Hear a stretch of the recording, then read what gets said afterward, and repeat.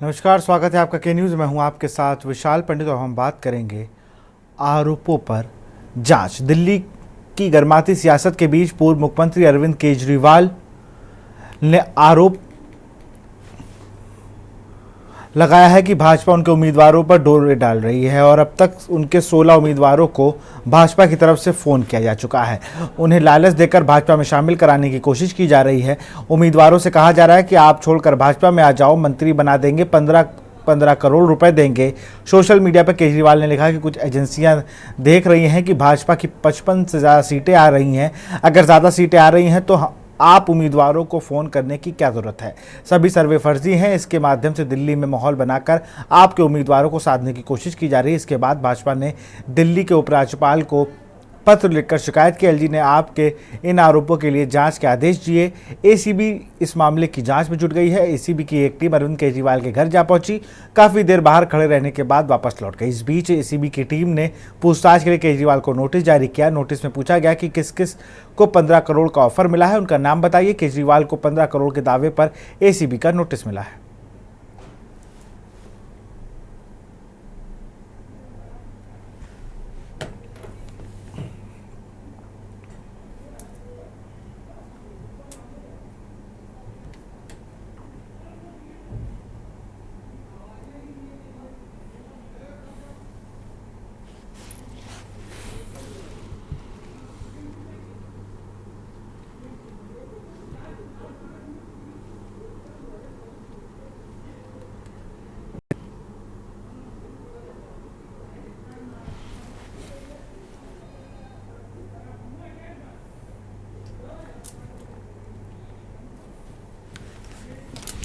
और इसी खबर पर अधिक जानकारी के साथ हमारे संवाददाता अखिलेश सिंह जुड़ चुके हैं फोन लाइन पे। अखिलेश, अगर बात की जाए नतीजों से पहले, ये बयान कितना मायने रखता है? विशाल जी, सवाल पूरा रिपीट करिए, सवाल नहीं सुनाई दिया। अखिलेश, मैं कह रहा हूँ ये अरविंद केजरीवाल ने जो बयान दिया कि 15 करोड़ रुपए ऑफर किए गए हमारे विधायकों को, कल नतीजे आने हैं, उससे पहले क्या कुछ मायने हैं इसके, सियासी मायने बताइए जरा।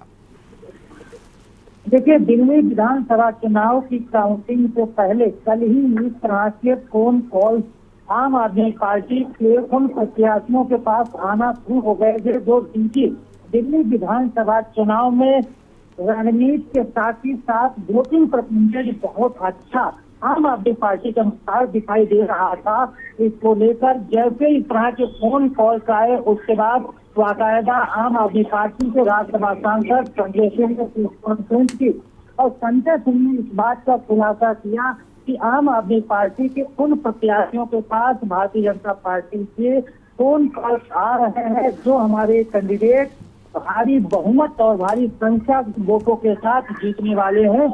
और उसी के तहत ये जिस तरह का एग्जिट पोल दिखाया गया ताकि डर बैठे आम आदमी पार्टी के विधायकों में जो जीतने जा रहे हैं प्रचंड बहुमत के साथ, डर हो और वो फोन कॉल्स और उस लालच पर जिसमें कहा गया कि 15 करोड़ रुपए दिए जाएंगे, साथ ही साथ उनको मंत्री पद भी दिया जाएगा।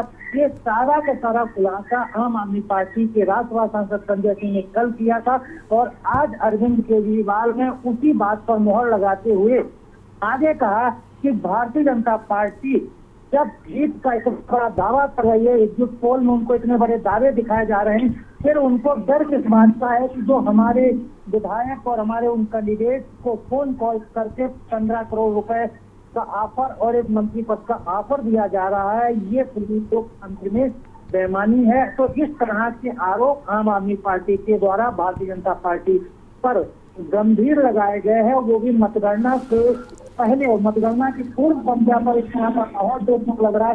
तो कहीं न कहीं कहा जा सकता है कि कल जब मतगणना सुबह शुरू होगी तो 11, साढ़े 11 और 12 बजे तक मतगणना के बाद आमतौर पर कैंडिडेट के रिजल्ट फाइनल होना शुरू हो जाएंगे और वो आंकड़े भी सामने आना शुरू हो जाएंगे कि कौन सी पार्टी जीत रही है, किसको जीत का चेहरा किसके सिर बनने जा रहा है, किसके कितने विधायक हैं, किसको पूर्ण बहुमत मिल रहा है, किसके पास कितनी संख्या कम रह जाती है, जो जोड़ तोड़ और तमाम तरह की जो राजनीति होती है सरकार बनाने के लिए, उसका दौर शुरू होगा।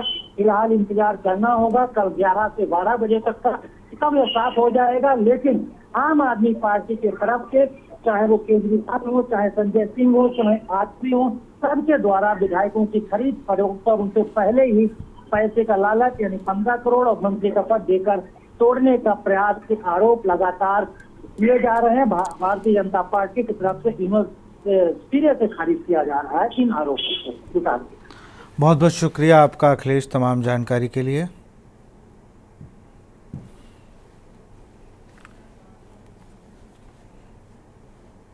और अब बात करेंगे, नाबालिग रायजादा ने 5 मासूमों को कुचल दिया। मुरादाबाद में स्कूल के पास बलेनो कार दौड़ा रहे नाबालिग ने 5 स्कूली छात्राओं को कुचल दिया। हादसे में स्कूल की 5 छात्राएं घायल हो गई, इनमें 3 की हालत सीरियस बताई जा रही है। पुलिस का कहना है कि घायल छात्राओं को अस्पताल में एडमिट कराया गया है। छात्राएं शिरडी साई स्कूल की हैं। इन सभी के परिजनों को हादसे के बारे में जानकारी दी गई है। पुलिस ने बताया कि शुक्रवार को यह हादसा रामगंगा विहार के गोल्डन गेट पर आनंदम सिटी हाउसिंग सोसाइटी वाली रोड पर हाई स्ट्रीट से कुछ पहले हुआ। पुलिस ने बताया कि बलेनो कार को एक नाबालिग चला रहा था। नाबालिग कार को संभाल नहीं सका और अनियंत्रित होकर कार सड़क पर चल रही शिरडी साई स्कूल की छात्राओं में जा घुसी। हादसे में 5-6 छात्राएं जख्मी हुई। इस हादसे में से मौके पर हड़कंप मच गया। आसपास के लोग दौड़कर मौके पर पहुंचे। उन्होंने पुलिस को सूचना दी। पुलिस ने तुरंत छात्राओं को अस्पताल भिजवाया। हादसे में घायल छात्राओं के नाम शानवी भंडोला, पुत्र ऋषिका और ईशिका सुनेजा और वहीं परी बंसल है। आपको बता दें, इन सभी को इलाज के लिए निजी अस्पताल में भर्ती कराया गया है। पुलिस नाबालिग कार चालक को अपने साथ हिरासत में लेकर थाने आई है। पुलिस के मुताबिक मामले में मुकदमा दर्ज कर कार्रवाई की जा रही है। सिविल लाइन थाना अंतर्गत रामगंगा बिहार में एक अभी एक्सीडेंट हुआ है। इसमें एक सगुन नाम का लड़का बोलोनो चला रहा था, बल्कि वो सीख रहा था जैसा बताया जा रहा है। वहाँ पे 5-6 बच्चियाँ खड़ी हुई थी और उससे उनकी टक्कर हो गई है।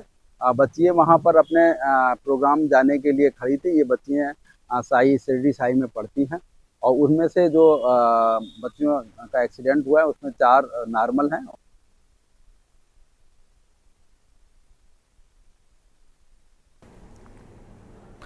बुलडोजर कार्रवाई मामला सुनवाई पर सुप्रीम कोर्ट ने इनकार किया है। सुप्रीम कोर्ट ने संभल के अधिकारियों के खिलाफ अवमानना कार्रवाई की मांग करने वाली याचिका पर विचार करने से इनकार कर दिया है और याचिकाकर्ता को उच्च न्यायालय में जाने को कहा है। दरअसल याचिका में दावा किया गया था कि सुप्रीम कोर्ट ने बीते साल दिए अपने आदेश में बिना पूर्व नोटिस और सुनवाई का मौका दिए बगैर बुलडोजर कार्रवाई पर रोक लगाने का आदेश दिया था। याचिका में आरोप लगाया गया है कि संभल में प्राधिकरण के अधिकारियों द्वारा अदालत के आदेश की अवमानना की गई है। याचिकाकर्ता ने कहा कि 13 नवंबर 2024 को सुप्रीम कोर्ट ने पूरे देश में बुलडोजर से तोड़फोड़ की कार्रवाई पर रोक लगा दी थी। अदालत के आदेश के बावजूद 10-11 जनवरी 2025 को संभल स्थित उसकी संपत्ति में बिना किसी पूर्व सूचना और उसका पक्ष सुने बगैर तोड़फोड़ की गई।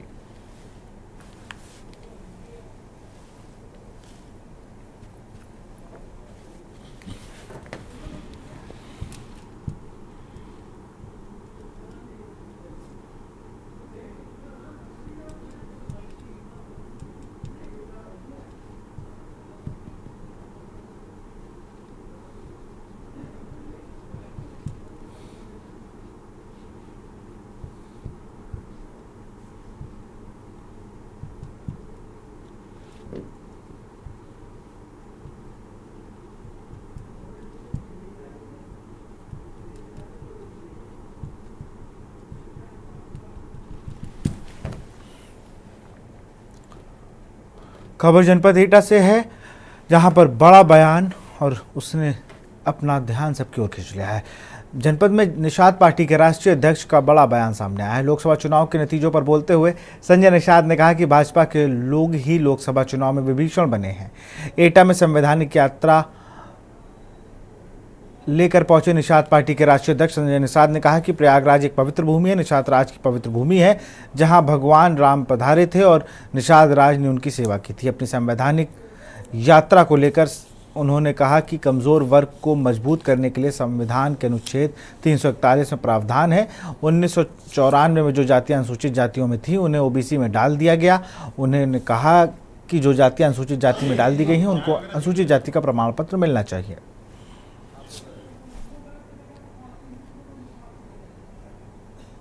हमारा कश्यप समुदाय जब दिल्ली के संविधान से सुरक्षित है, अनुसूचित जाति की सूची में कश्यप कहाँ तुरैया के नाम से सर्टिफिकेट मिलता था, ये अनुसूचित था, तो ओबीसी में डाल के हमें क्यों बर्बाद किया गया। हम ओबीसी की लड़ाई थोड़ी लड़ने जाएं, हम तो लड़ेंगे कश्यप समुदाय का जो संवैधानिक चमार भाई जिस कानून से सुरक्षित हुआ।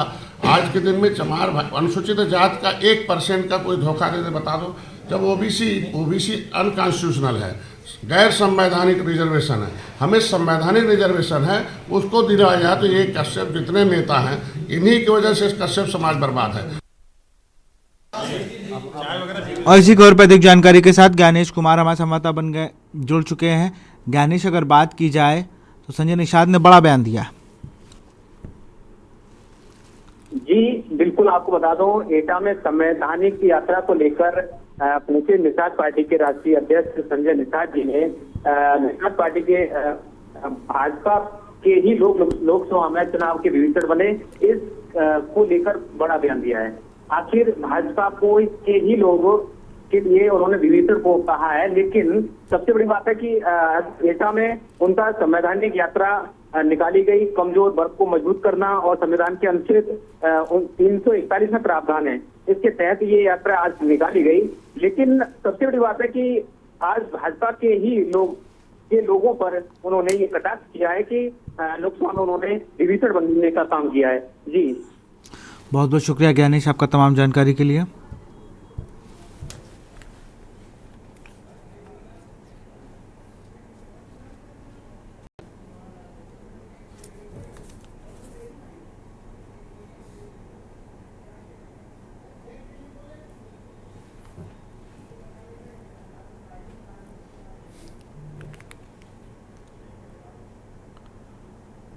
बात करेंगे हर्ष वारिंग कानून की अवहेलना, लेकिन एक छोटे से ब्रेक के बाद।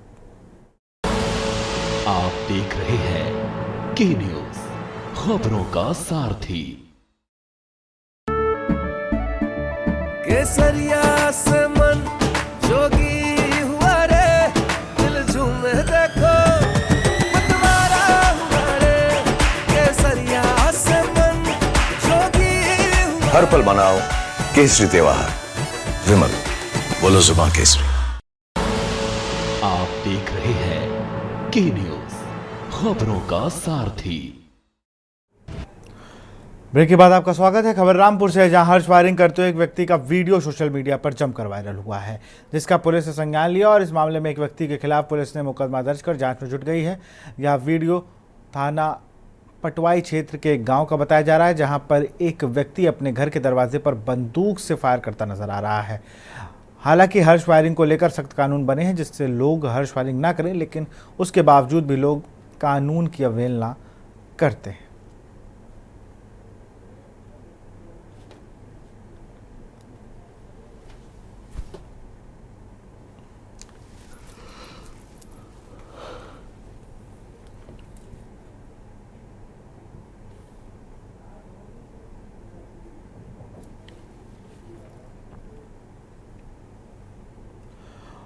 और अब बात करेंगे राजभवन में पुष्प प्रदर्शनी।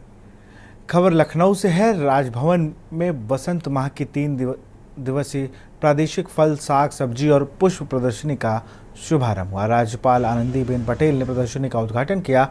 साथ ही आम लोगों के लिए इस प्रदर्शनी को देखने के लिए राजभवन के गेट खुल गए हैं। प्रदर्शनी में कुल 1774 प्रतिभागी विभिन्न वर्गों में प्रदर्शन कर रहे हैं। प्रदर्शनी में विभिन्न प्रकार के फूलों से बनाई गई विशालकाय आकृतियां प्रदर्शित हो रही हैं।